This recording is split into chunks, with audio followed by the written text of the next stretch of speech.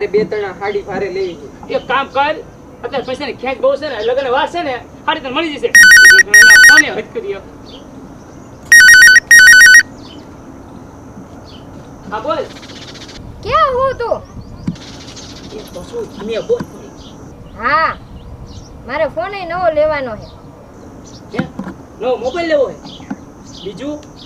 બીજું બોલે શું લેવું તારે? મારે કપડાય નવા લેવાના છે. કપડા કાંઈ વાંધો નહીં.